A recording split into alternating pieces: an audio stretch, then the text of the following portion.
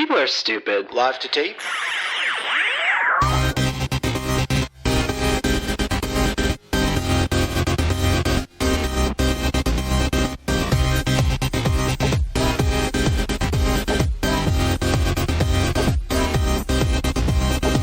Welcome to Millennial 535. I'm Andrew.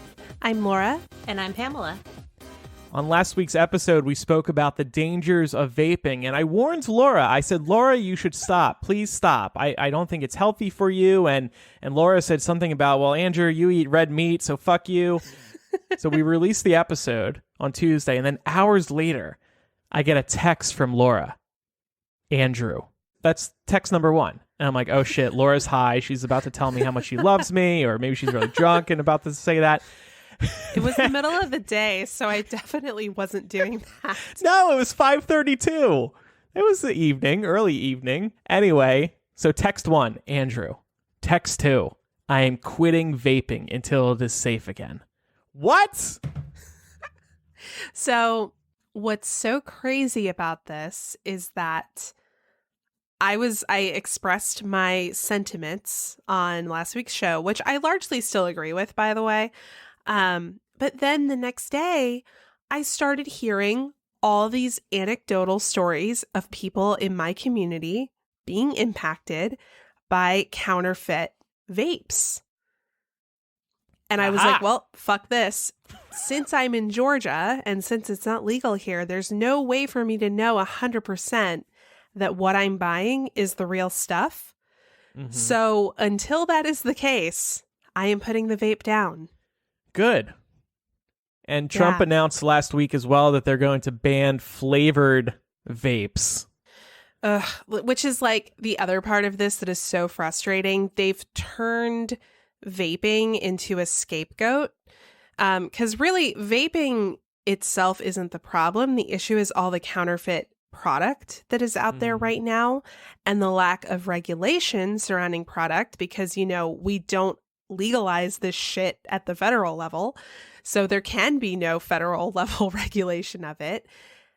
That's the real problem.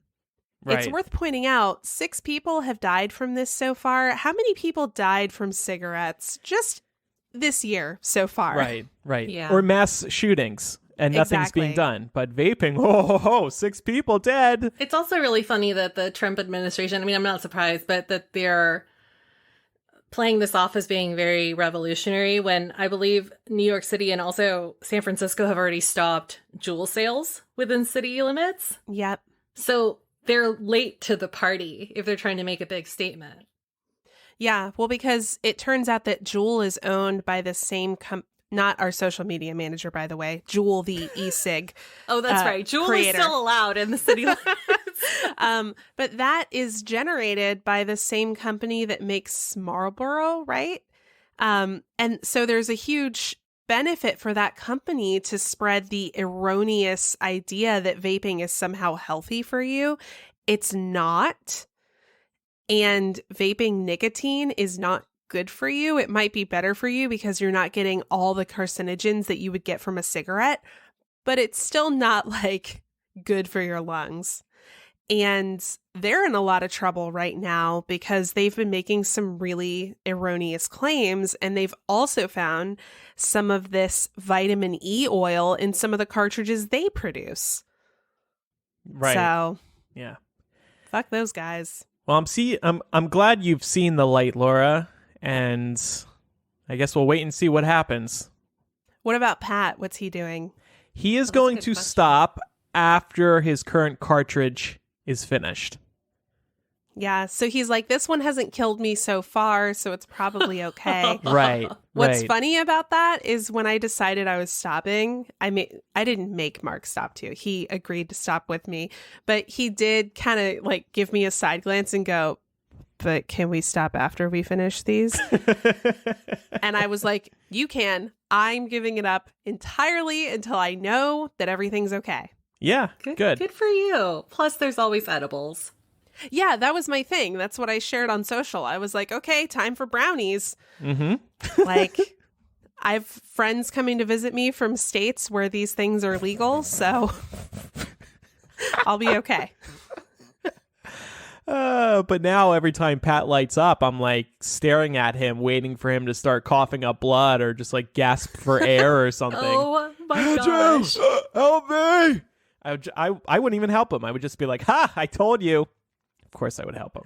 I hope he fakes you out one day. Oh my God. No, because I'll fall for it. I hope that he takes a big puff and just starts going. Maybe I'll do that. I'll fake him out. I'll like keep some ketchup in the side of my mouth and start spitting it up. You're going to be like, see what your secondhand vaping did to me? Yeah, there you go. I'll pretend it was secondhand. That would be funny. Did you two watch the Democratic debate, the latest one? I watched the second half of it. And I'm going to be honest and say I forgot this was happening. You didn't miss much. Yeah, I was at Downton Abbey, so I did watch it. The whole thing's available on YouTube, so I watched it over the weekend. And, it's just more of the same. Like, nothing is really happening. There are still too many candidates for these to be really interesting for me. I'm not going to sit here and compare and contrast all the candidates. It's just a waste of time. Joe Biden was good, but a little embarrassing with that record player comment. He's been getting a lot of attention for that, and it's just another reminder to a lot of people that Joe seems to really talks like an old man. Keeps reminding us. Yeah. Although I will say, I saw footage, I guess it was from earlier in the debate, of Castro really, it seemed like he was trying to have a moment. Yeah. And he really laid into Joe and started mischaracterizing something that Joe had said. Joe was trying to correct him, and Castro started trying to say, like, how can you not remember what you just said 2 seconds ago? Is that what you're saying, that you don't remember what you said? And he was like trying to push this point that Joe's a forgetful old man, which would have worked if that's what happened, but it wasn't. Right. So it just made Castro look like an idiot, which is unfortunate because I really like him. And he's somebody who he kind of came across a little out of touch because he talked about his idea of resiliency being that he gave up his $100,000 job so that he could vote no on something that would have entailed him having some kind of like workplace conflict of interest if he still had the other job. And I was like, so what you're telling people is you had a $100,000 job and you were in a good enough place that you could quit that job and still live. That's not something that resonates for the average American. Right. And meanwhile, Bernie, his voice sounded awful. He must have been losing his voice. It sounded like he had a bad vape experience just before coming onto the debate stage. It was worse than ever. It was like, $27. It was really horrible to listen to. And again, this guy has got to comb his hair. If he's going to be president of the United States, he has to look presidential, and he does not. Sorry, Bernie supporters. When we were watching, Mark was like, Bernie looks like he's about to fall over and die. Yeah, I mean, really, I think everyone would be in agreement that his voice something was wrong with his voice that night. Well, I think he probably had a cold or something, which, like, whatever, that happens. Yeah, sure. Cough drops though. Cough drop, yeah. Or don't talk much earlier in the day. Maybe he had an event earlier in the day, so don't do that going forward. I don't know, but there was a lot of cringe for me. Like, every time Beto decides to translate something, I cringe on the inside. Like that? It's just because, like, for some reason, the setup of it feels so scripted. It never comes off as an authentic moment, which it would be great if it was an authentic moment. And Kamala trying to, like, dig at Joe with the whole "yes, we can" Obama campaign line. I was like, come on, guys, we're better than this. Yeah. And then I hate those. Another cringe-worthy moment was when Klobuchar, I think, was like, this is why the American people don't like these debates, because we're not getting along. We all need to get along. It was like one of these terrible applause lines. And I was like, no, fight. Please fight. That's why I've tuned in. Clearly she's never been to a debate before. She thinks everybody's supposed to agree. Yeah, it was really strange. I will say I did not miss Tulsi being on the stage. I was happy to see her not part of it. Mhm. I would love to see Andrew Yang not be part of it. He's just a ridiculous human being. Don't you want $1,000 a month as part of his freedom dividend or whatever it is? If that were actually feasible, hell yeah, I would take it, but it's not. It's clickbait, isn't it? It's just to get attention. He's like a walking BuzzFeed article. Speaking of falling for things, Laura and I both pre-ordered the new iPhone. We did. Laura, did you get up bright and early to get it on time? Well, the nice thing is this was the first year that I didn't have to wake up at 3 a.m. to pre-order my iPhone. Yeah. So I normally wake up a little bit before 8 most days anyway, so it was perfect.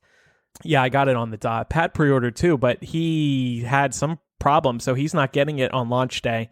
I am, though, and my phone is up on eBay. My current phone. Oh, I thought you already put this one on eBay to flip it for a quick buck. No. So the reason I am able and the reason I can justify upgrading iPhones so frequently is because they hold their value. And I buy these phones, so then I just keep flipping them. And then I'm paying like, I don't know, $100 or $200 for the new phone. But this one has the wide angle camera and 5 hours of additional battery life. That's huge. Did you got the Pro? Yeah. I knew it. Yeah, well, I'm a professional, Laura. Didn't you know I'm a professional photographer? I can't wait to see you hauling that thing around, taking pictures with it. I will say, I mean, the pictures it takes looks gorgeous, but that phone is really ridiculous looking. Yeah, with its 3 cameras. It's so embarrassing. I thought it was a joke because I saw that picture on Twitter first, and then I, went on to apple.com. Lo and behold, it's a real thing. It's totally a move to get people to upgrade, just like, 3 cameras as opposed to 2. And it works, though. I mean, who doesn't want that third lens? Because you do get the wide-angle photos, and the photos they were showing are insane. So I am really excited to have that feature, especially because I'm thinking of, I like traveling, and I like taking pictures while I'm traveling, and I do have a bit of a photography bug in me. I used to own a DSLR. Now the iPhone cameras are so good that I just use that to take pictures. But I'm excited to have that wide angle. And again, that battery, this is the first year ever that Apple has added so much battery life in a single phone. And it's because they didn't obsess over making it thinner this year. Thank God. It's thin enough. Just add more battery and make everything else smaller inside. Yeah, well, next thing they're going to do is they're actually going to take the speakers out of the phone and make you buy an external speaker and plug it in with a dongle. And that's how they're going to make the phones thinner in the future. I just got the straight up 11. Honestly, I looked at the Pro. I was like, I don't need this. Mm-hmm. This was I'm on the iPhone upgrade program, which is the only reason I'm able to do this every year. Because it basically allows you to pay for your phone every month. And then when the next phone comes out, you send the phone back to Apple, you get your new phone. But I just couldn't justify the extra. It was going to be like a significant amount more, like an extra like $30 a month or something for me to get the Pro. Yeah. And I just couldn't justify it because when I'm looking at my current usage of my 10, I'm not even fully using this to its maximum potential. So I don't feel the need to go for like the next big thing. Yeah. So I got a purple 11. I'm very excited for it. So Cute. I'm on the iPhone 11 page right now, and I just realized something. The regular iPhone 11 has the ultra wide camera. I thought this was exclusive to the Pro. That's why I got the Pro. Oops. Damn it. How much would that have saved you? Probably like 200. Oh, okay. That is the size. Maybe Well, more. You can always just return it. Yeah, Get but the new now one. I probably would have to wait like forever to get the regular. Oh, this is so annoying. And I watched that whole stupid press conference. Wasted 2 hours. They got you. See, that's where they get you with the Pro branding. Yeah. Because then you're like, I'm an Apple nerd. I must have the Pro. Right. Andrew's having an existential crisis on the show. Also, probably having an existential crisis is Supreme Court Justice Brett Kavanaugh. some additional context about a previously reported Kavanaugh allegation came to light in the New York Times this week, in which we got to hear some accounts of what it was like to go to college with Mr. Kavanaugh. Did you guys read up on this? Mm-hmm. Yeah. Now, I don't think this is going to do anything. I'm hearing like calls of people talking about impeaching him. And I'm just like, they won't impeach the orange motherfucker. Like, they're not. And they tried to take down Kavanaugh before, and it didn't work. So it's not going to work this time either, unfortunately. But it's also just really important context to bear in mind, especially with some of the decisions that come out of the Supreme Court, like the really fucked up choice that was made last week or a couple weeks ago when it comes to what qualifies to allow one to claim asylum, and how that decision the Trump administration made being upheld by the Supreme Court is severely limiting the number of people who can claim asylum. So just remembering the kind of people that this administration is putting on the court, bearing that in mind in 2020. Well, it also came out that there were all these reports, all these allegations, and the FBI never investigated any of them. Mm-hmm. That is infuriating. And who directed that? You have to think it came from within the Trump administration. I would say that's a safe assumption. Well, if you need something to brighten your spirits, Andrew and I are doing another Landy this week. What do you think we're going to talk about on Landy, Andrew? State of the world. My second iPhone pre-order. We're also going to keep an eye on gas prices because they might be going up here soon. Yes. So we'll probably talk about that. I have some new apartment drama to fill everybody in on, so I can discuss that as well. Not necessarily bad, just worrying, discomforting. Is this the same stuff you told us about before? In hashing it out, but I'm going to expand on it further. I didn't really get into it 2 weeks ago. Got you. So yeah, I think we both have a little bit of like household drama that we'll be able to fill people in on. Yeah, and that'll be available at patreon.com/millennial in a couple of days. We also want to remind everybody, we would love if you shared Millennial with a friend. One of our favorite things to hear from our listeners is how they found the show. And it is doubly awesome to hear when someone was introduced to Millennial through a friend. So now through Halloween, we want to give some shout outs on the show to our listeners who are spreading awareness by word of mouth. Introduce a friend to the show and take a selfie together rocking some Millennial branding like the shirt or stickers we've sent, or sharing headphones, enjoying your listening experience together. Then share and tag Millennial Show on social, and we'll give you and your friend a shout out here live on the air. We really want to encourage everybody to spread the word about Millennial through word of mouth. We know it is the most effective way to get the word out about the podcast. So thank you for your help there. We really appreciate it. We couldn't do this without you in multiple ways, and this is just another way. So thank you. And if you and your friend listen to podcasts together in bed, then this next sponsor is for you. I know a few of our listeners have signed up for Brooklinen now, and I'm so glad to hear that. I hope you're getting as good a night of sleep as Pat, Brooklyn, and I are. And I trust many of you saw my photo with Brooklyn that I posted on our Instagram, all cozy. Yeah, it was so cute. Yeah, right? That was the most relaxing photo shoot ever. And I was really lucky. I don't know what was going on with myself that day, but my hair was on point. I was like, wow, I'm not even trying it. It just looks good. That's lucky me. But anyway, if you haven't purchased Brooklinen sheets yet, you're missing out because you spend 1/3 of your life in sheets. Don't you want them to be insanely comfortable? And that's why I swear by these sheets. Both beds in my place have them, and I could not be happier about that. Brooklinen's story is simple. The company was founded in 2014 by a husband and wife who wanted to find beautiful home essentials that didn't cost an arm and a leg. They fell in love with hotel quality sheets at luxury hotels, so they said, let's make these same quality sheets and sell them at an affordable price. And they are affordable because they were the first direct-to-consumer bedding company, meaning they work directly with manufacturers and you, the customer. Head to brooklinen.com and check them out. You can mix and match over 20 colors and patterns to create a set that is your own, something that'll match your room. My Brooklinen sheets are the most comfortable sheets I've ever slept on, and their towels have turned my bathroom into a spa. I couldn't recommend them more for friends, family, or treating yourself to the upgrade that you deserve. Brooklinen.com is giving an exclusive offer just for our listeners. Please use this code because it lets them know that we sent you. Get 10% off and free shipping when you use promo code MILL at brooklinen.com. Brooklinen is so confident in their product that all their sheets, comforters, and towels come with a lifetime warranty. The only way to get 10% off and free shipping is to use promo code MILL at brooklinen.com. That's BROOKLINEN.com, promo code MILL, as in you will feel like $1 million after you wake up the next morning after using these sheets.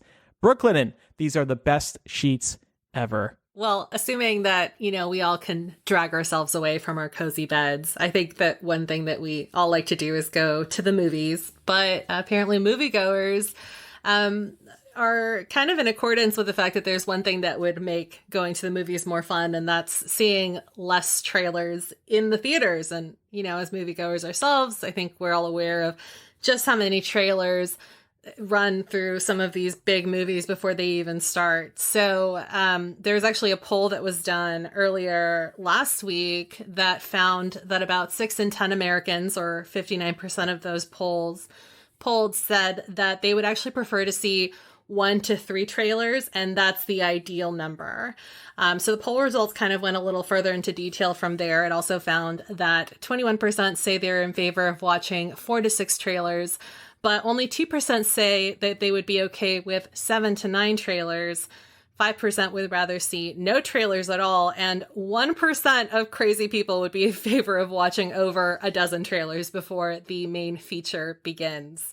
So, it's nice to want things, but it's clearly a disconnect between these big movie theater chains and what moviegoers would ideally want to see, because most of these places like AMC, Cinemark, even ArcLight, they run an average of, 10 to 20 minutes of pre-show footage, which includes trailers, concession promos, safety instructions, and third-party ads. Now, I don't think it's a surprise that most people would prefer to kind of get the ball rolling and see what they want to see instead of sitting through up to 20 minutes of advertisements. But since we all do go to the movies fairly frequently, I thought it would be interesting to talk about how we feel about, having to sit through these ourselves. First of all, these people who would want to see 12 trailers, I mean, they really have nothing else going on in their lives. It is infuriating when you are sitting in a movie theater and it feels like the trailers are never ending. So I would probably be in that 21% who say 4 to 6 trailers, maybe on the low end of that, 4 to 5. But it really does feel like it's gotten out of control. Mm-hmm. Yeah, I'd have to agree with Andrew here. I feel like I personally would be more of a fan of doing 4 to 5 trailers. That said, oftentimes when we go to the movies, we're going with a big group of people. And the convenient thing about how many fucking trailers get shown is that time basically accounts for all of the stragglers in our group to actually get there before the movie starts. So that's nice. But at the same time, I'm like, that's not my problem. I'm there on time. So that is a good point. And to further emphasize that point, like I went to see Hustlers today and I got the time a little wrong. I showed up 15 minutes late, quote unquote late, but the movie was just starting, so it was fine. Yeah. Right. Yeah, we went to see a director's cut showing of Midsummer about a week ago. It was only showing in limited theaters around here, and it was like a late night showing. And we were definitely getting on the road kind of late, but we were like, oh, there's going to be like 20 to 30 minutes of pre-show footage. It's fine. So yeah, we ended up being perfectly fine, even though we were technically late. Yeah. The problem, though, is you still have to show up early unless you have reserved seating. My local theater does not have reserved seating, so I still deal with all the trailers and try to not show up late because I need a good seat. You would not believe, by the way, how many people were at this Downton Abbey screening. I was like, oh my God. What was the average age? People love Downton Abbey. What was the average age, Laura? Yeah, of the attendance. Needless to say, Pat and I were the youngest people at Downton Abbey. Yeah. It's me every time I go to the early bird showing of any movie. And I'm glad you brought up that ArcLight only shows 7 minutes, because that should be a feature. These theater chains should be showing that off. Like Cinemark and AMC should be like, hey, everybody, guess what? We're not going to bore you with a ton of trailers for movies you're probably never going to see. Come on in. We'll only give you 5 minutes of trailers, and then you'll get your movie. I think that, honestly, my biggest problem with, say 20 minutes of pre-show footage like AMC's average is that movies are getting so long, and they don't factor that into the runtime you see on, say, Fandango. So you kind of have to calculate it yourself. Like, for example, I went to see Quentin Tarantino's Once Upon a Time in Mexico a few months ago when it opened in July. And that movie is over 3 hours long, or like about 3 hours long. So you're really there for 3.5 hours, and maybe you forgot that. Right. It's way too long to be, sitting in one place. And then just think about what it's like when you go to kids' movies. Like a good example of this is Coco.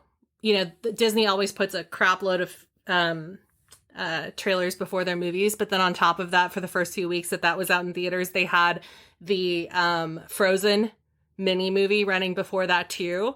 So instead of being a parent and knowing that you're going to be sitting in the theater for an hour and a half, maybe it ended up being like over 2 hours that you have to make sure your kids are quiet and being respectful and all that stuff. So yeah, I like seeing trailers. It's gotten out of control with how many trailers that they do run. And by the way, another funny story about going to Downton Abbey. So my movie theater has a bar, which is great, but they have a policy. You can't bring an alcoholic drink, into a movie that's rated lower than PG-13, which I think is pretty fair. But I go to order my drink for Downton Abbey, and they say, oh, what movie are you seeing? I say, Downton Abbey. Oh, sorry, that movie's rated PG. We can't give you a drink. I'm like, what the fuck? Oh my gosh. No child is going to see Downton Abbey the movie. There will not be a single child in that theater. So I ordered a drink, but I had to drink it at the bar. I couldn't bring it in. So I'm sitting there. Close to probably about half a dozen people also came up trying to get a drink for Downton Abbey. And because they can't bring it into the theater, they didn't order a drink at all.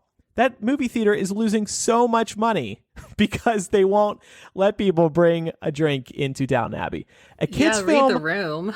Right. A kids film I can see, but a movie that is very obviously going to only be seen by adults, come on. Well, this is not really going to change, I don't think, because obviously, the studios make money by promoting at the theaters, and the theaters will also usually run trailers for movies that they're going to have in-house anyway, which is helpful for smaller establishments as well, because that entices people to come back and watch those movies there. But, if you are frustrated by trailers, just take comfort in the fact that you're not alone. Yeah, that is good to know. Sometimes I wonder. I thought we could talk about Felicity Huffman. Have y'all been keeping up with her? Unfortunately. Yes. Yeah.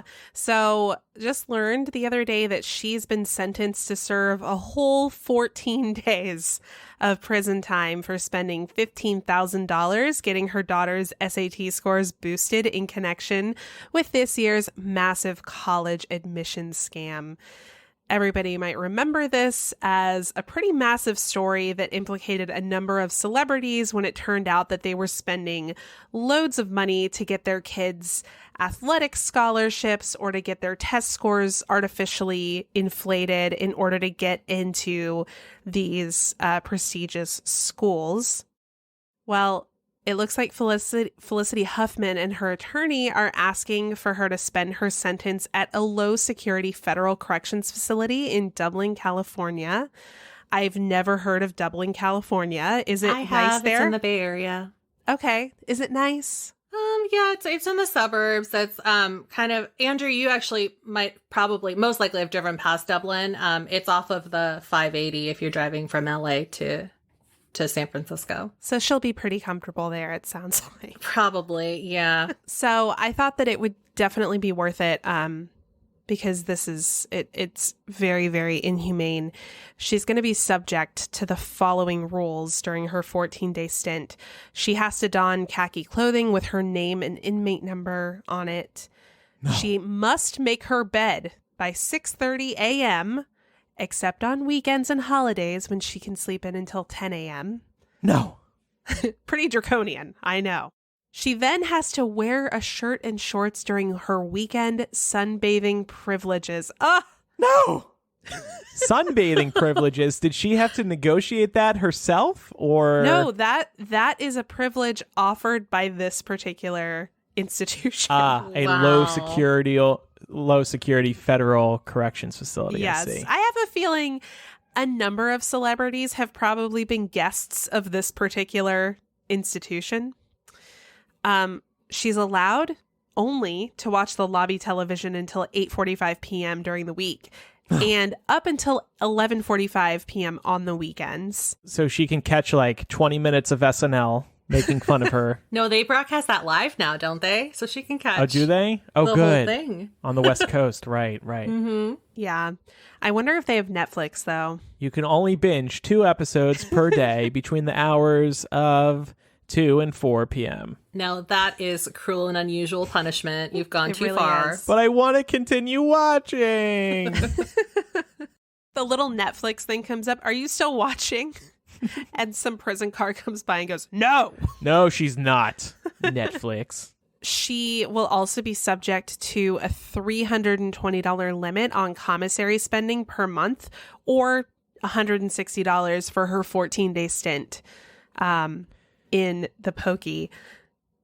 I think $160 buys like a lot of Rice Krispies and other shit that she can probably get there. I'm imagining that this is going to be a pretty well-loaded commissary given what we've learned about this institution. So I think she's going to be fine. I saw footage of her looking depressed and shit about this, and I was like, bitch, are you kidding me right now? You just got sentenced to a 14-day staycation. That's basically what this is. That's the infuriating thing about this. It's only 2 weeks. This is a big deal. And what does this teach any of these other celebrities?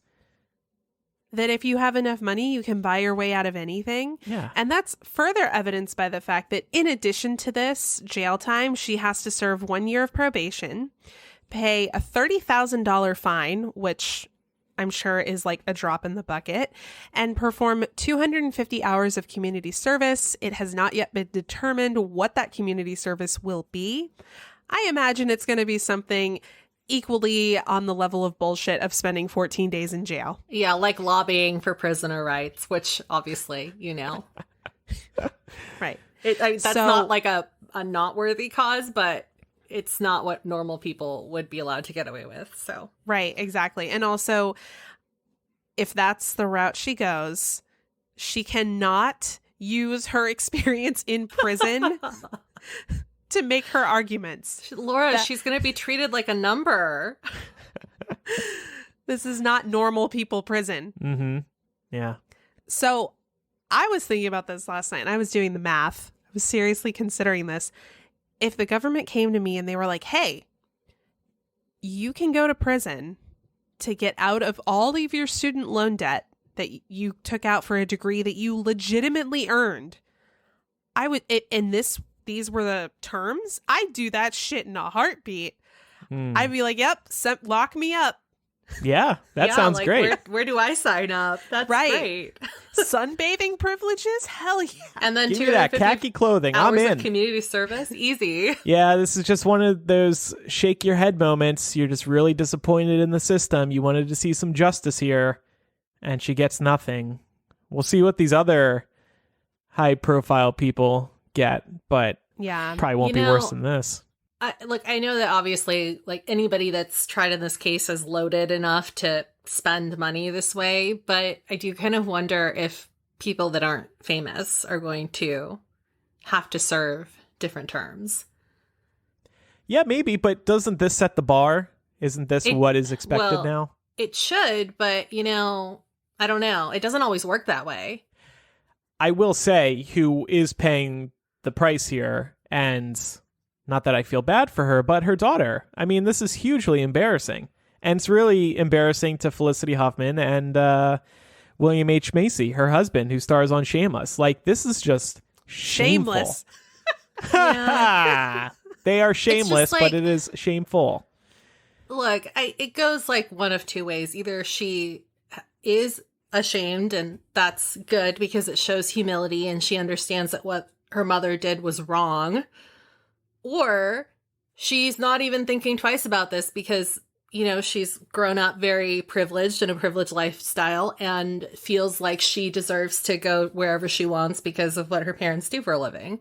Yeah. So It's probably the latter. yeah. Well, and it's also I hate to say it, but I mean, like, that's just the way it goes. and there are really sometimes. no consequences here. Like, okay, there's 14 days where her mother's going to be in jail, and the family's going to have to pony up $30,000. Pretty sure they make more than that when they're both active in their careers in like a week, would be my guess. Like, it's not something that is going to cause them any kind of strife or hardship in order to recoup that money. Right. So Drop in the bucket. you've literally shown these people there are no consequences for what you do if you're rich enough. And you show other people, hey, if you have enough money, just do whatever you want and you'll just get like a little slap on the wrist from the Fed. Yeah. Go spend a couple of weeks at like, you know, Shea Prison. And that's if you get caught.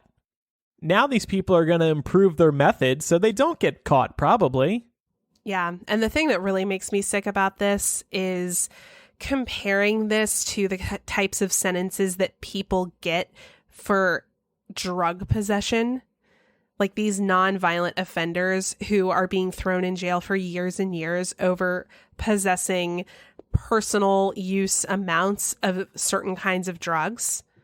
Mm-hmm. Right. Or the nonviolent criminals that have been put away for the three strikes Yep. law, you Right. know, or even that, the case, I know the case everybody's talking about is the mother who had to serve time because she changed the address so her child could go to a better school. Or And that stuff, like, it's not just her, like, that has happened to other people as well. So. yeah, and disproportionately communities of color too. Right. So if she wants anything good to come of this, she needs to be elevating that conversation. And she needs to be owning her privilege here and saying, listen, I know it's fucked, but I got lucky because I have these things. If you don't have these things, the system fucks you. Laura, you should be her publicist. I think that's a great idea. That's the angle she has to take. I don't. God help us, though. There's going to be like a tell-all book or some interview. Right. It's like what I learned. What I learned in prison. If I did it. I am dying to know if Felicity Huffman is going to learn how to like carve a shank. Right. Isn't Lifetime already prison. making a based on an authorized autobiography or an authorized Yeah, I think they are. true story? Oh, that's I also great. I will be watching that. That's going to be great. I also just want to know what other high profile like Hollywood housewives are going to be in prison with her.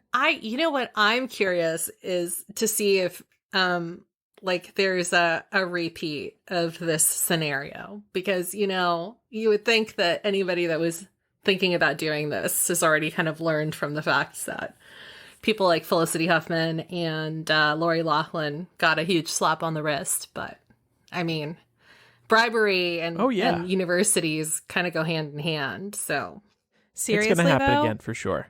If they get if caught. anybody listening has any kind of like federal level connections to our justice system, float this idea. Let indebted students pay off their debt by going to these low security prisons for 2 weeks. And I guarantee you know what, people, though, honestly, for these conditions, I would stay a little longer. That's true.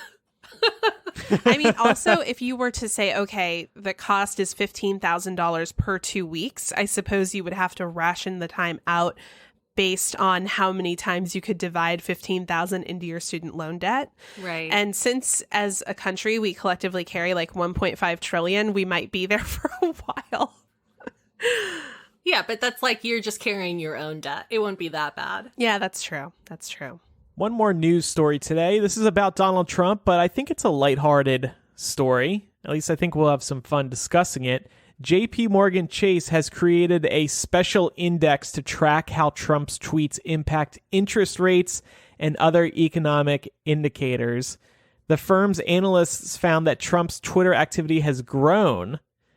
Since taking office, the president has averaged more than 10 tweets a day, totaling approximately 14,000 tweets. 14,000 tweets since taking office in January 2017. That is mind-boggling to me. That's more than most people have tweeted in their lifetime on Twitter. Yeah. Yep. And this asshole has tweeted 14,000 times. That includes retweets, by the way. But I used this tool I'm about to talk about. I took out the retweets. He has still written 8,000 tweets. That is insane to me. But anyway, this new index is called the Volfefe Index.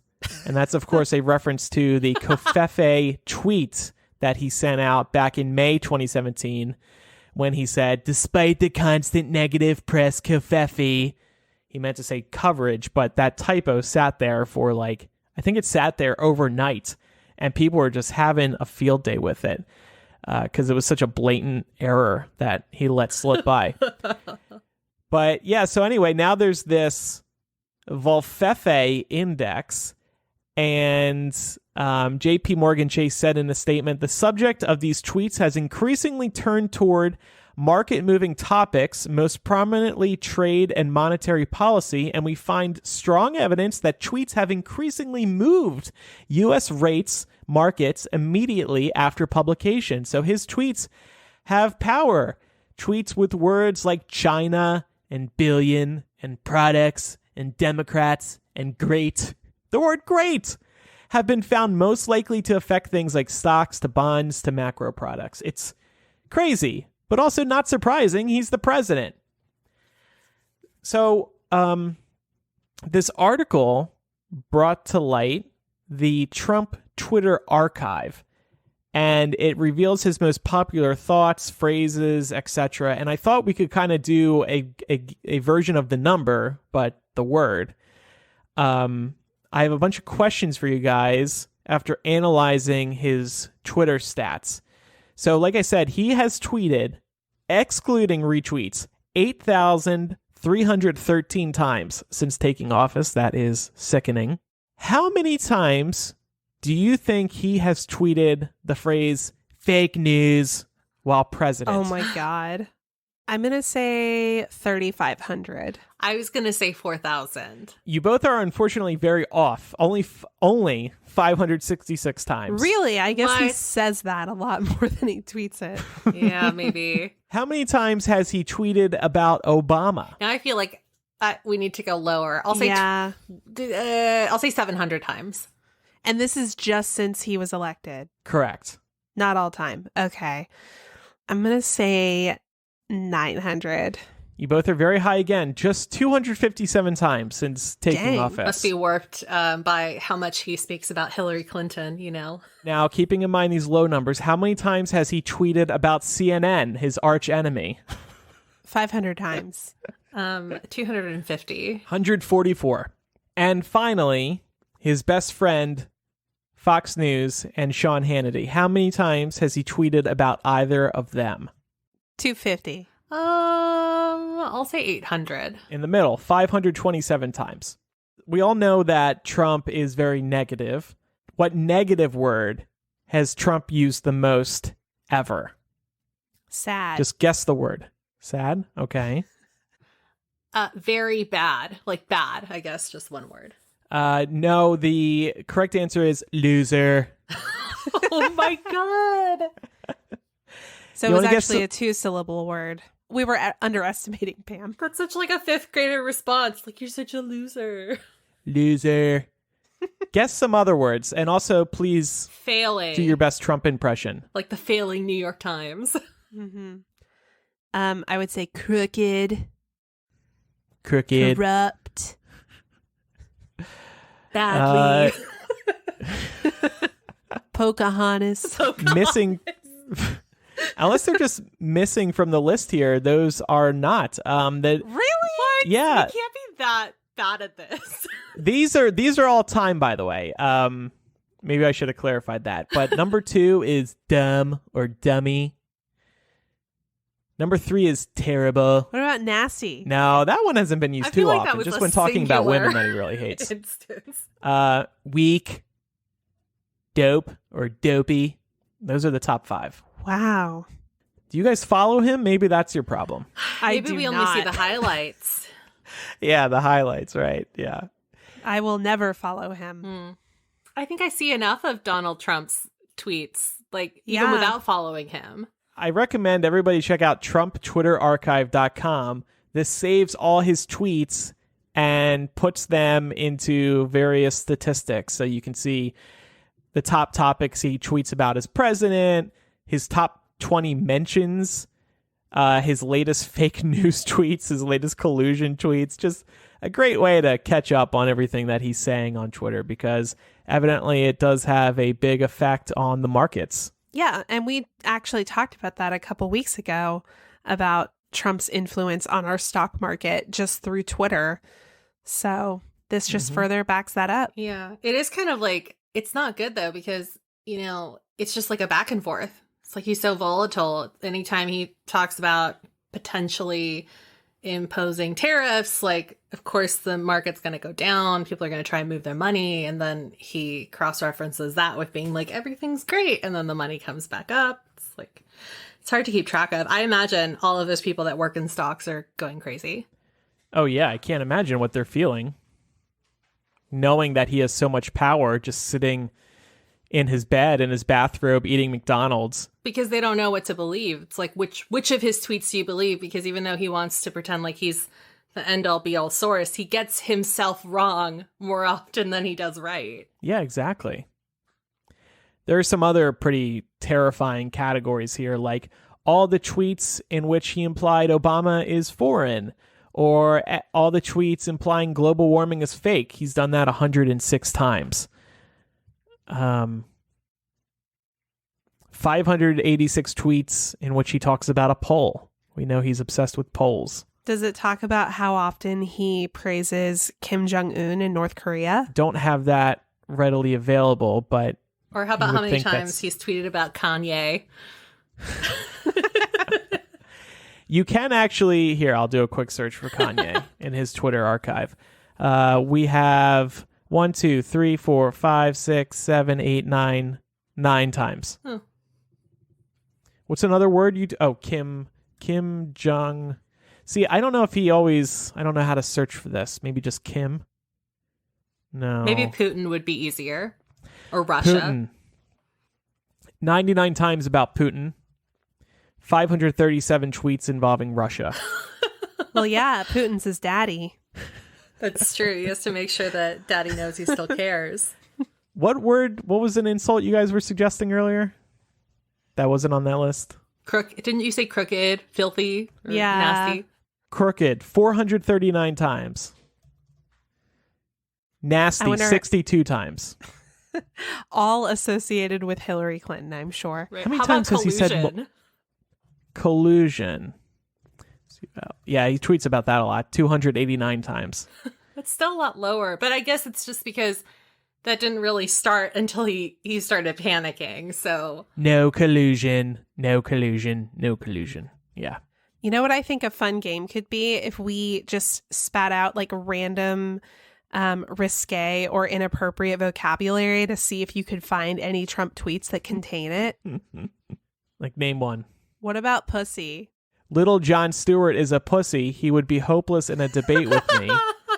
Oh, I would pay money to see that. hard, same. Our president, ladies and gentlemen, All right. Well, anytime you look at Donald Trump or his Twitter, it's just another reminder of how many ugly things there are in the world. But if you want to focus on beautiful things in the world, our next sponsor is For You. Rothy's is the company making insanely stylish shoes from recycled plastic water bottles. Pam and I have been wearing Rothy's for over a year and a half at this point, and they are easily the most worn shoes in my closet. Mine are this beautiful plum color with a baby blue racing stripe, and my favorite part of them is that they're machine washable, so anytime they start to need a refresh, I can just throw them in the wash. They're holding up so great. I know that they are a little pricier than, say, your normal flats, but honestly, you're going to get so much wear out of these shoes. And like Laura said, they're machine washable. They look brand new when they come out. So definitely worth the money. Mm-hmm. And since Rothy's are seamlessly crafted from recycled water bottles, they're ultra comfortable as soon as you slip them on, and there's no break-in period with these shoes. One Yahoo editor even called them the most comfortable flats I've ever worn. And if you need more of an angle on sustainability, Rothy's have diverted over 25 million water bottles from landfills. That's not something you're going to get from the Trump administration. Don't let your new pair of Rothy's pass you by. Check out the amazing styles available right now at rothys.com/MILL. Go to rothys.com, that's ROTHYS.com/MILL to get your new favorite flats. Comfort, style, and sustainability, these are the shoes you've been waiting for. Head to rothys.com/MILL to get your new favorite shoes today. Time now for some emails, and then we have Surprise Bitch and some recommendations. This first email is from Alex. Still looking for cookbook recommendations? I'm currently obsessed with Yum and Yummer by Greta Poletsky. I'm obsessed with each recipe I've tried in this book. The only one I've had difficulty with is the enchiladas. The squash doesn't sufficiently soften and should probably be pre-cooked. But this is an incredible cookbook, and my family and I make recipes from it constantly. Give it a try. I looked this up, and I thought it was really interesting because they advertise themselves as having a number of healthy recipes, but then also a lot of comfort food staples. So I was like, this sounds perfect for me. I kind of like to walk the line between healthy eating and comfort eating. So this might be for me. Yeah, I think healthier cooking would definitely be of interest to me. But so long as they're meals that appeal to a 5-year-old, because like I said last episode, I eat like I'm 5. Have you ever tried meal prepping, Andrew? No. That might be good for you, especially if you don't, because I don't really like cooking.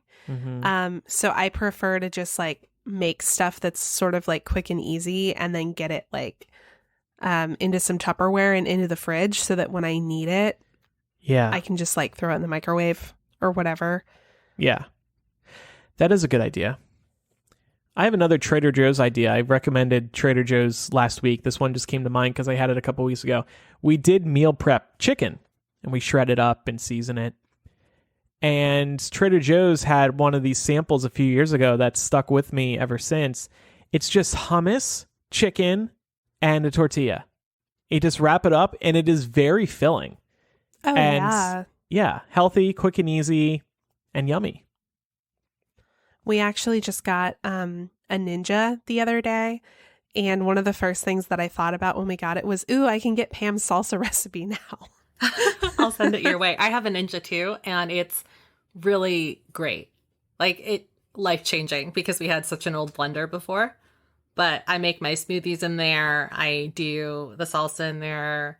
Half of what goes into my grandma's Mexican rice recipe also goes in the Ninja, and it cuts down the time. What kind of smoothies do you do? I just kind of pick whatever frozen fruit is the cheapest. So it's usually like a mixed berry or a strawberry option. And then I just blend with water, and I'll add sometimes an apple in there. And if I have it on hand, just a handful of spinach or arugula or kale. It's really good. Nice. So our next email is actually a confessional, and this is a throwback edition.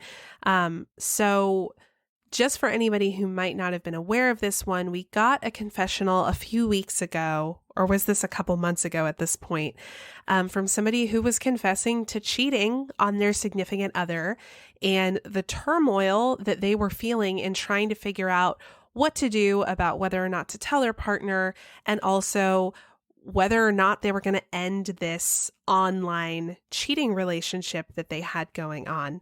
Well, we heard back from the listener because we asked for an update, and we're ready to share this with y'all now. The confessional reads, "You guys said you wanted an update, so here it is. I ended up taking your advice and have been going to therapy.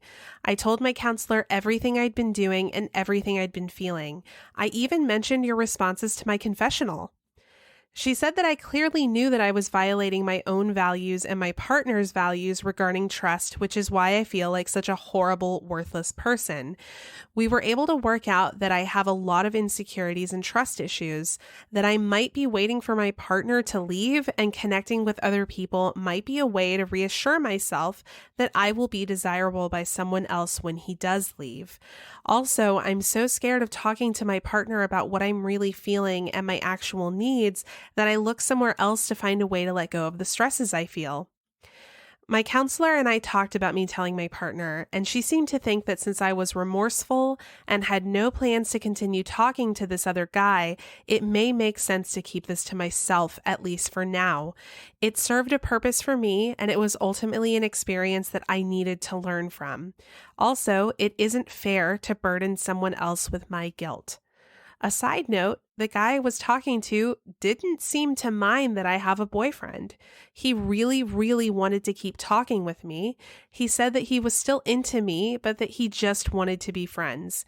He also offered me relationship and self-esteem advice and suggested I go to counseling too. But he wanted to keep talking to me every day. This made me feel even more guilty. Clearly, he was getting something supportive out of the connection too. I had a hard time breaking it off for this reason. I still feel like I owe him though. He honestly helped me quite a bit, especially when the physical stuff had died down after about a month of chatting. I hate to say it, but I'll miss him. I definitely wonder what it would have been like if we had first met in person and become friends all out in the open, because I'm sure he'd be an awesome friend to have in my life. Right now, I'm doing my best to focus all that what-if energy into my partner and our relationship. I'm trying to be more clear about my needs and let him in more. Weirdly, despite my shameful behaviors, I'm managing to build my self-esteem and things are getting better. I don't know if I'll ever feel a pressing need to let him know about what I did. I suppose it would take courage to do it, and that I would really need to know if the reason for telling him was worth the pain. Thanks for your time and advice. You guys change lives." Well, first of all, thank you for this update. I think you're like the first person ever to send in a confessional update, which we always ask for, so we appreciate that. If I'm forgetting somebody, sorry. Second of all, it sounds like your therapist is awesome. I would like to have this therapist as well.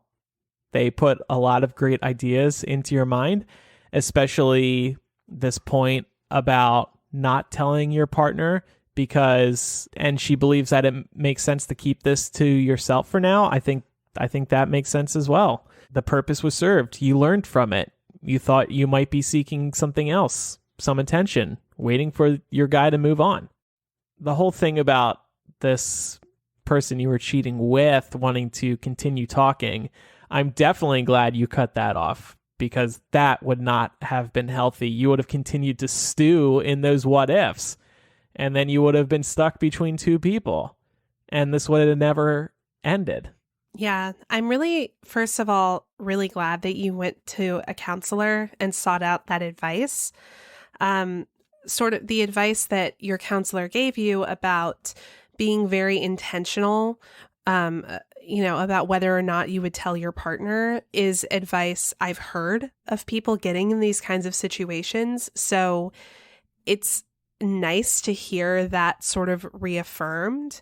Not to say that this is something that you should just and by you, I mean our listeners, I don't think that you should apply one person's counseling advice to your own life situations, but it is good to know. I think that that's a practice, and it's also an interesting way of thinking about this, because really, when you do decide to tell your partner something like this, it's really because of your own guilt. And so in telling them that, you're hurting them to alleviate some of your guilt. And it is a really good question of like, if I'm not continuing this behavior, is that really worth it? So there were just a lot of really good insights in this update. And I hope that you keep us updated moving forward, because it sounds like you've made a lot of really good progress, but we would definitely love to hear more updates. Yeah. And good on you for working on yourself, because that's really hard to do. So I feel like it's always weird to say this to people that you don't know, but I'm proud of you for doing that, because it's hard. Mm-hmm. It's not easy.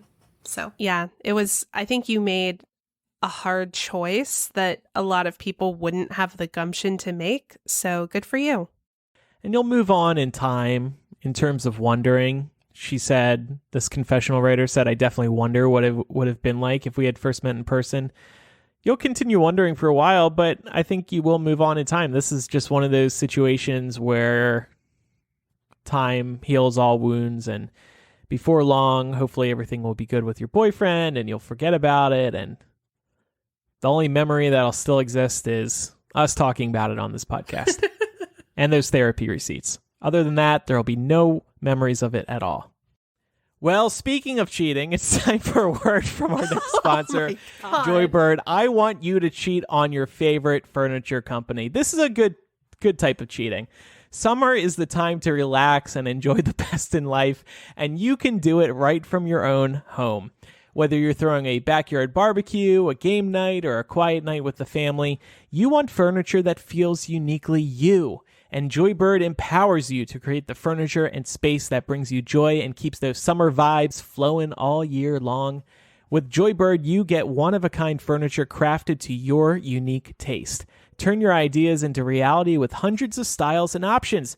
Want a sofa in aquatic blue or indigo? Love seat in the hottest red, an inviting coral, or even bubblegum pink? If you can dream it, Joybird can make it a reality. And I love this because we all have our own unique style, and when you're shopping for furniture, you can get stressed trying to find pieces that will actually match what you already have. The walls, the rug, the floor, the carpet, etc. Joybird takes that pressure off. And to make things even easier, they offer free personal design consultants to help nail down your perfect design. Plus, they have a 365-day home trial. Skip the furniture store and bring the showroom home. You'll get hassle-free in-home delivery, in which they'll bring it in and remove all the packing materials. If you don't love your Joybird, that's okay. Return it within a year, and they also offer free returns within 2 weeks of delivery. See how Joybird can help you design your dream space. Make furniture your own at joybird.com/millennial25. Create the furniture that brings you joy today at joybird.com/millennial25. Again, go to joybird.com/millennial25 and receive an exclusive offer for 25% off your first order by using the code millennial25. Surprise! Surprise, bitch! And today we are going to call Will. Hello? Hey, Will. Hey. Surprise, bitch. It's Millennial. Hi. Wow. How you doing? I'm so caught off guard. Wow.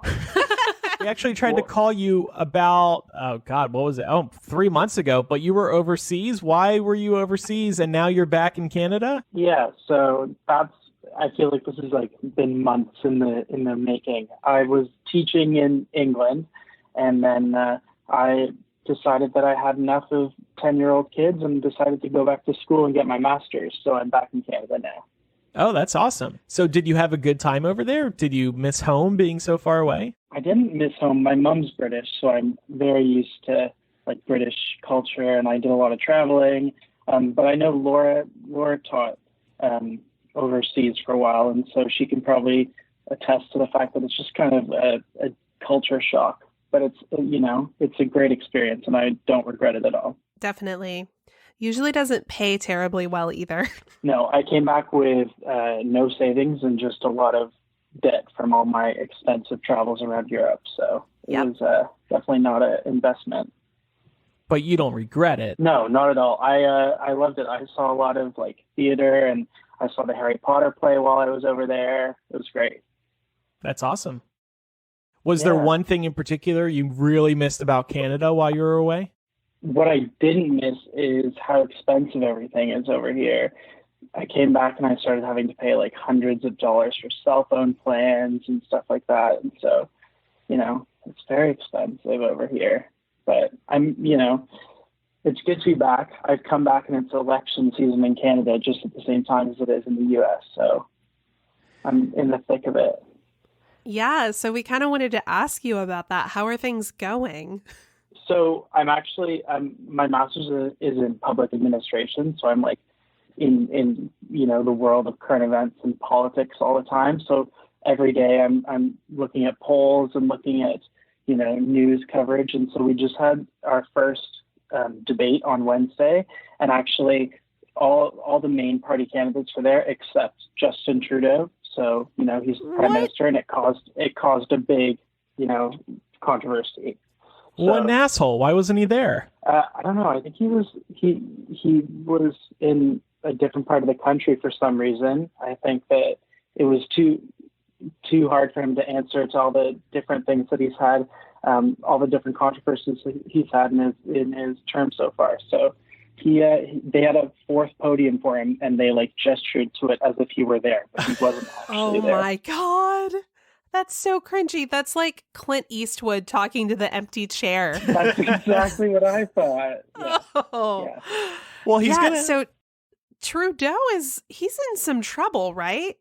Yeah, he is neck and neck with the Conservative Party, so our equivalent of the Republican Party right now, and he could either lose his leadership, or he could become a minority government, so just like less powerful.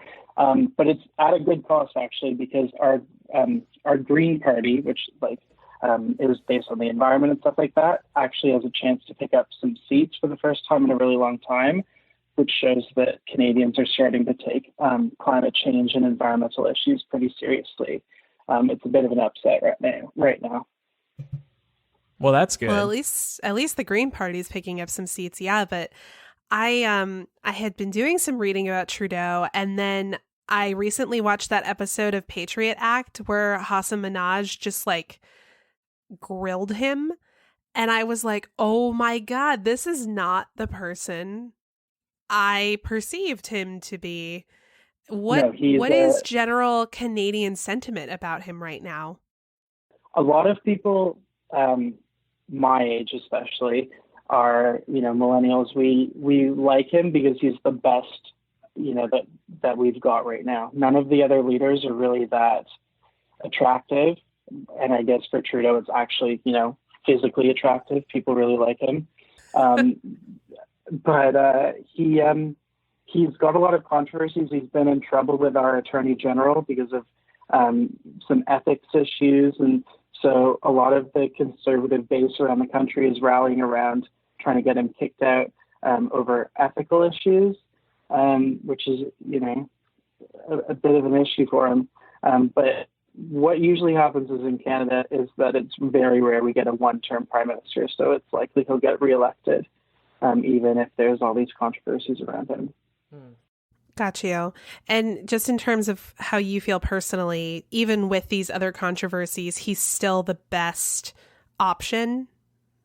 Well, for me personally, based on where I live, I kind of have to decide between strategic voting or who I actually would like to vote for.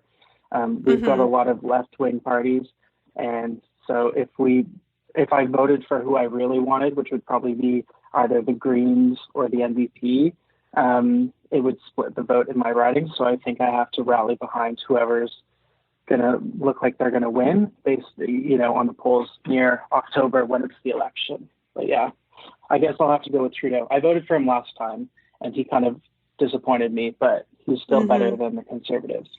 Mm-hmm. Got you. Well, thank you for that update. We're definitely keeping an eye on it here because we're like, hey guys, like we did this already down here. Please don't. Don't Yeah. follow us down this dark hole. It's refreshing to watch the Canadian debate after I'd watched the American debate because, it was a lot less of a big deal. It's like a soap opera down there. I'm kind of jealous. I wish that we had someone like, Elizabeth Warren or like Kamala up here. They both are the standouts for me. Yeah. Do you think anyone up on the stage needed to comb their hair? Bernie, it Yes. doesn't need to be said. But I did like that Cory Booker made a comment that he was afraid of Justin Trudeau's hair for obvious reasons. Have you been vaping up there? So when I moved back home, it was legal. And so the first thing that I did after I landed in Toronto was my brother handed me a vape and said, "You can do it in the airport now. It's completely legal." So yeah, I've been, you can get in the mail. You can there's shops just down the street that you can buy vapes and pens and all that stuff. So, but I hear it's going to give me cancer or something. So I'm not a big fan. Yeah. If it makes you ill, don't say we didn't warn you. Yeah, but I have a feeling that since it's legal in Canada, they probably don't have quite the problem with counterfeit cartridges that we do here. That's true. And even so, we've got the free health care, so it can take care of us. Oh, there you go. There you go. No problem. Yeah. Are you vaccinated? Of course I'm vaccinated. Oh, God, you paused for a second. You scared me. Sorry to hang up on you. Didn't want to catch anything. No, never. All right. Well, thank you, Will, and thanks for your support. Glad we finally got to talk to you. Yeah. Great to talk to you guys. I've been listening since I was 11 years old to MuggleCast. Oh, fantastic. So Oh, my God. Thank you so much. How old are you now? I've grown up with you guys. I'm 25. Oh, you're still younger than us. Damn it. Just about. Well, hopefully we're leading the way, or at least Laura and Pam are leading the way on how to live a good life. Yeah. Yeah. Follow I look to those two. Yes, as you should. As you should. Yeah. Have a good one. All right, you too. Bye. Bye. Time now for recommendations. I have a weird one, but I really swear by these. Make a size paper towels. Don't use these old paper towels that are big when you tear them off the roll. Use make a size. They're like half the size, and it's all you need. I've sworn by these for years, and I'm never going back to those full-size paper towels. I love just taking half. In fact, I'll take half, and then I'll split that into a half. I'll use one half as a brush, and the other half as a catcher. And I'll brush stuff from the counter. Oh, boy, this is a really bad recommendation, isn't it? Make a size paper towels. Check them out. Oh, this makes me feel so much better about mine because I was sitting here for the last 10 minutes like, fuck, what am I going to recommend? Like, there's nothing interesting happening in my life right now. I don't have any cool, trendy recommendations. So I'm going to recommend a particular kind of gin that I really like. It's called Conniption Gin. It is distilled in Raleigh-Durham, North Carolina. I've actually been to their distillery and done their tour. And it's just really good gin. It's the gin that got me into gin. I used to hate gin because I got sick off of bad gin once. But then I went to this place and I tried some of their Navy strength gin straight. And it was so freaking good. So now it's pretty much the only gin I'll buy. They have an American Dry and a Navy strength. Both really, really good. Speaking of gin, I am excited to announce that I will be debuting my own cocktail. Inspired by Laura, I'm going to debut my own recipe on our social media channels soon. Please look forward to the grand reveal. It's going to be worth it. I'm going to shit all over whatever you call it. Please do. Please do. I deserve it. Pam, what's your recommendation? Mine is For Weddings and a Funeral, not the movie, although you can watch that too if you want. But the Hulu, I think it's a mini-series. I don't think they plan to go past the 10 episodes out for season 1. It is delightful. I know that critics kind of shit on this, but I really enjoyed it. And if you're a fan of rom-coms, then you should watch it. It's written and executive produced by Mindy Kaling, who is A, a national treasure, but also B, just really good at writing about romance and making it really feel like the golden era of 90s rom-coms. So it's a really easy watch and it's really, really good. So if you're looking for something to watch and you have Hulu and you haven't checked this out, highly recommend giving it a go. We also recommend getting in touch with us. If you have anything to say about today's episode, just email millennialshow@gmail.com or go to millennialshow.com and use the contact form. We also have that link to the confessional where you can tell us your deepest, darkest secrets. Also, be sure to follow us on social media. Username Millennial Show on Instagram, Twitter, and Facebook. What are we doing in After Dark today on Patreon? We're going to be talking about how social media bullying has driven yet another celebrity away from popular platforms. And then we're going to share some of our own stories of enduring a little bit of social media bullying at the hands of certain individuals. I won't go any further than that.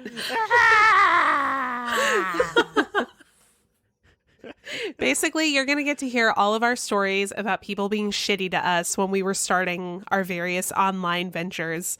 I'm literally tearing up right now. No, thinking of this. Andrew. Not necessarily in a bad way. I'm just so sick of people online. Yeah, people kind of suck. Except for our listeners. All the haters, they're just slowly but surely ruining me. So that'll be available at patreon.com/millennial. We would really appreciate your support. It keeps the show running. It lets us keep the show a priority. Thanks to you, we get to dedicate time every week to creating this podcast. And we hope you enjoy it, and we hope you enjoy it enough to the point where you want to see it continuing to rock and roll. And in exchange for your support, you will get After Dark. You will get Hashing It Out. It was longer today because Laura was late.